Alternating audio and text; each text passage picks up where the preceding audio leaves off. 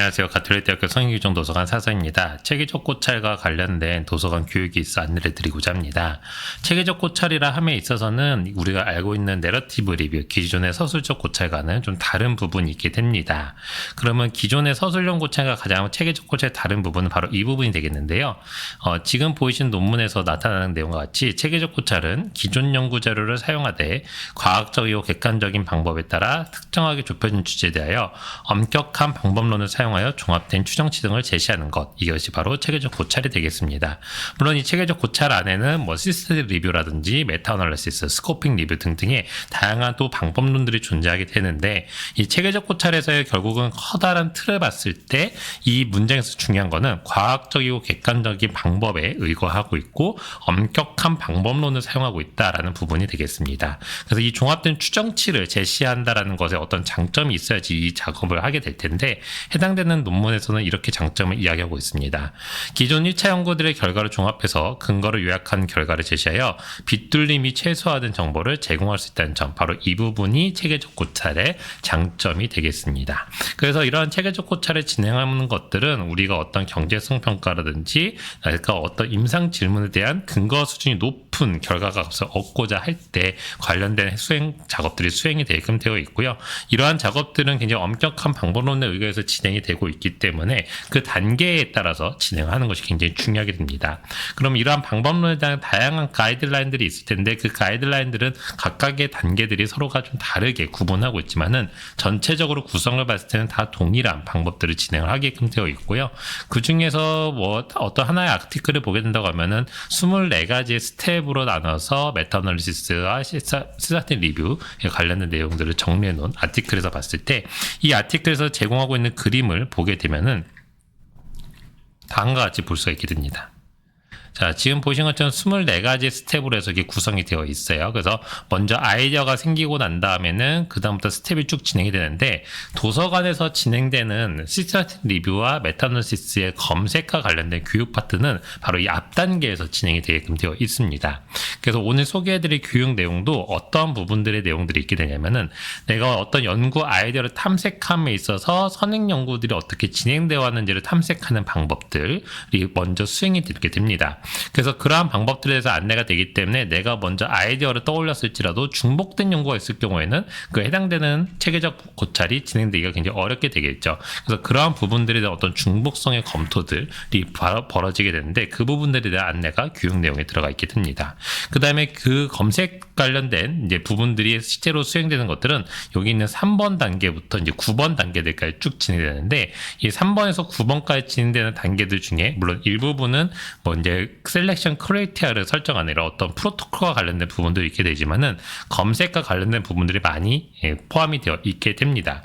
그래서 이 3번부터 9번까지의 단계들에 대해서 세세하게 모든 과정들을 파트 1과 파트 2로 나눠서 교육자료를 제공하고 있고, 그 관련된 강의들을 유튜브를 통해서 무료로 보실 수 있게끔 제공이 되고 있습니다. 그러면 이제 검색을 하는 데 있어서 왜 이렇게 단계들이 발생을 하게 되게 되냐면은, 단순하게 펀메드 또는 구글 하나의 데이터베이스를 가지고 내가 검색을 하고 그 안에서 선정된 문헌들을 갖고 체계적 거찰을 진행한다라는 거는 바이어스가 굉장히 많이 발생할 수 있게 됩니다. 그래서 내가 갖고 있는 연구 아이디어에 관련된 전 세계에 있는 모든 문헌을 내가 확인하고 탐색한다라는 부분들이 굉장히 중요한 방법론 중에 하나이기 때문에 그 부분들에 대해서 정확하게 교육을 해드리고 있게 됩니다. 그래서 어떤 식으로 해야지만 이 퍼블리케이션 바이어스를 굉장히 최소화할 수 있는 부분들, 즉 검색에서 발생할 수 있는 모든 바이어스를 최소화하는 방법들에서 안내가 되고 있고요. 그러면 그런 것들을 통해서 내가 데이터베이스를 다양하게 검색할 때 어떻게 키워드를 선정해야 되는지, 통제와 자료를 어떻게 선정하는지 등등에 대한 것들이 안내가 되어 있습니다. 지금 이렇게 좀 길게 설명을 드렸던 이유 중에 하나는 뭐냐면은, 지금 보이신 것처럼 24번의 단계까지 만약에 간다고 했을 때 앞 단계, 즉 3번부터 9번의 단계에서 뭔가가 흐트러지게 된다고 하면은, 또는 애초에 내가 시작을 했는데 20번 단계까지 오기 시작했는데 알고 보니 중복된 연구가 있었다라는 것을 뒤늦게 발견하게 되면은 그동안의 시간과 비용과 모든 노력들이 다 헛수고가 되게 됩니다.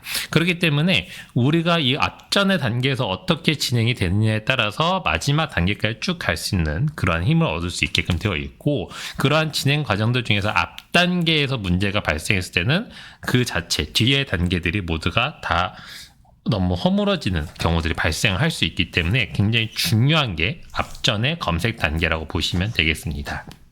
그래서 지금 총 24가지 단계를 5가지 단계로 압축해 놓은 경우도 있는데, 대부분의 검색의 단계는 두 번째 정도에 속하게 됩니다. 그렇기 때문에 이 앞전에 있는 이 검색 단계에서 연구자들이 뭔가 바이어스가 발생을 한다거나 에러가 발생을 해버리게 된다고 하면은 그 뒷단에서는 모든 내용들이 쓸모가 없게 되는 내용들이 발생할 수 있게 되겠죠. 그럼 우리가 검색을 했을 때 왜 이렇게 중요한가 이렇게 생각했을 때 바로 이런 부분이 되겠습니다. 렐러번트 리터레처들은 이 영역이 되겠어요. 근데 실제적으로 많은 연구자들이 체계적 고찰을 수행하는 데 있어서 검색과 관련돼서 어떤 식으로 검색을 해야 되는지 알지 못하기 때문에 내로우 서치를 진행하는 경우들이 굉장히 많게 됩니다. 이렇게 내로우 서치를 하게 되면은 아무래도 연관되어 있는 부분들이 놓치는 것들이 발생을 하기 때문에 그 부분들이 문제가 발생하게 돼요. 그래서 일반적으로 좀 넓은 범위로 검색을 하게 되는데, 이 넓은 범위로 검색을 한다는 거를 민감도가 높은 또는 재현율이 높은 형태로 검색을 한다고 표현하게 됩니다. 그래서 민감도가 높고 재현율이 높은 와이드 서치를 진행을 하게 되게끔 되어 있어요.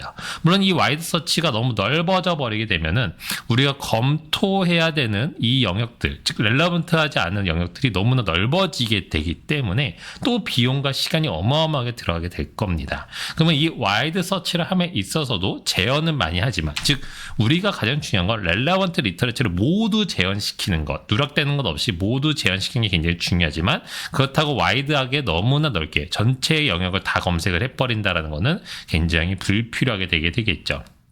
그렇다면은 내가 보다 정밀하게 되면서도 넓은 영역을 검색할 수 있는 방법들, 즉 relevant literature를 모두 포함하면서도 놓치지 않으면서도 최소한으로 검토할 수 있는 양을 타겟팅해서 검색하는 방법, 바로 그 방법을 이 교육에서 만나보실 수 있게 됩니다.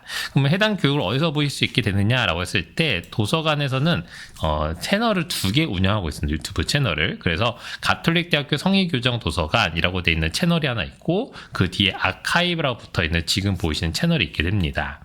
그래서 구글 검색창에다가 또는 유튜브 검색창에다가 성의교정 도서관이라고 검색을 하시게 되면은 해당되는 채널 2개를 다 보실 수 있게끔 되어 있고, 아카이브 채널에서는 도서관에서 진행하고 있는 교육들을 무료로 다시 보실 수 있게끔 풀 버전을 다 올려드리고 있습니다. 그래서 지금 보이시는 최근에 올라온 7월 9일과 7월 10날에 올라온 SRM 메타버스 논문 작성을 위한 체계적 문헌 검색법 파트 1부터 파트 2까지 쭉 풀 강의를 보시면 되겠고, 관련된 강의 자료는 해당되는 동영상에 들어가시면 링크가 있습니다. 그 링크를 통하셔서 전문을 다운로드 받아서 이용하실 수 있게끔 되어 있어요.